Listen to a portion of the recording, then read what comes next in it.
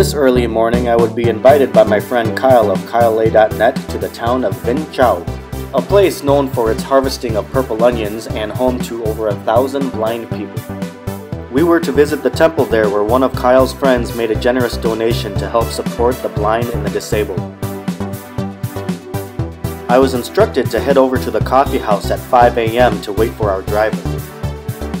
I kept waiting and waiting and waiting, all while being eaten alive by mosquitoes. What the hell? I'm just getting eaten alive by mosquitoes. Holy crap. I continued to wait some more, then I got a message from Kyle telling me that our driver had slept in. Well, either we just had a power outage on this block or they turned off all the lights for the day. It is about 7 a.m. No, 6 a.m. As usual, I tried to make use of the extra time and decided to work on my comic book. When our driver finally picked us all up, we made a quick stop for some breakfast in the form of banh mi. And off to Vinh Chau we go for about 5 hours. Along the way, we witnessed a road accident which kept us entertained for about a moment.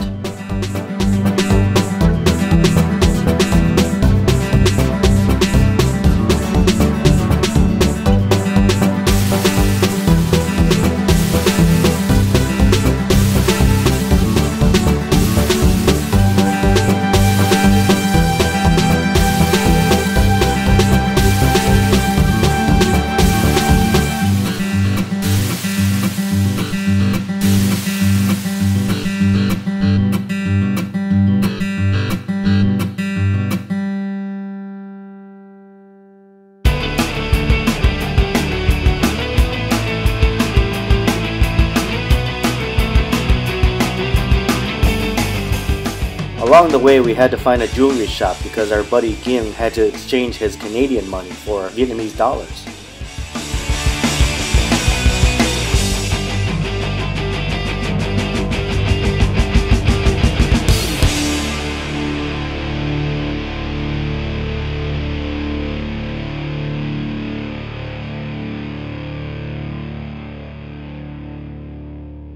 We finally arrived at the temple in Vinh Chau, and man, it was busy, which meant that there were a lot of donors for today. That's a good thing.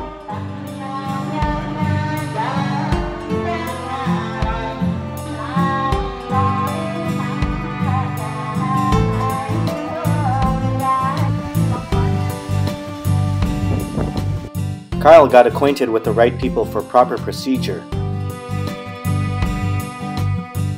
People who come support the temple get treated to a nice meal as a way of thanks. This is a vegetarian meal, but man, could they fake some awesome meat. It was a very humbling experience watching all of these people get support and listening to them singing in prayer.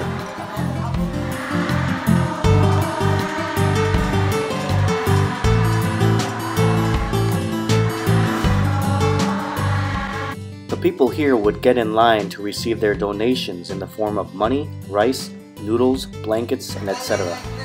With so many people partially to fully blind, they have to walk behind each other hand on shoulder.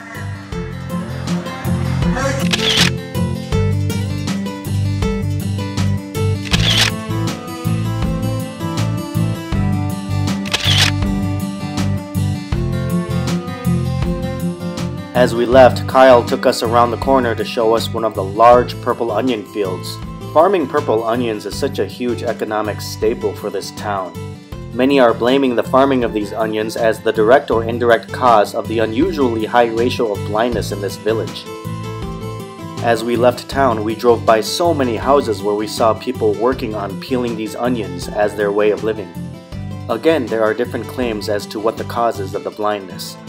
But I can't help but wonder if this is a vicious circle that these people can't get out of.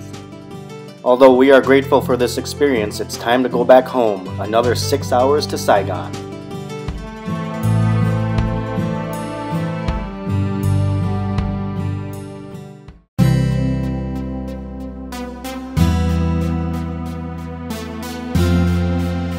About 2 hours into the drive, our driver needed a cat nap so that we wouldn't die on the road, so we stopped at a coffee shop for some rest.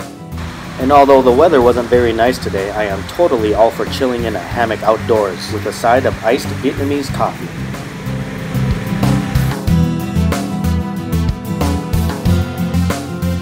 Before we hit the road again, I had to take a last bathroom break. I had to walk by what I thought was a very friendly little pooch. I just got done peeing and I'm gotta face this dog again. He's gonna jump and bark at me.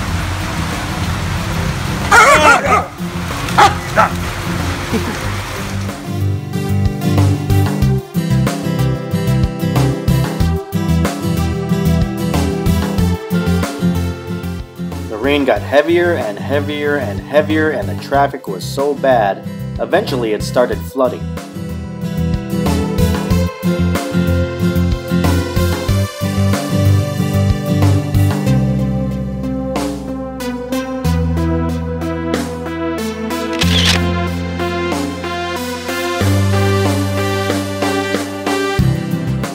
And yet 2 more hours later, I finally made it back to Saigon, being welcomed by a nice hot bowl of pho and a slightly annoyed woman.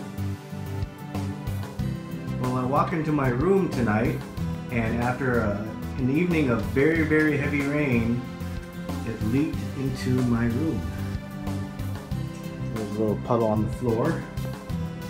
But guess what? First world problems.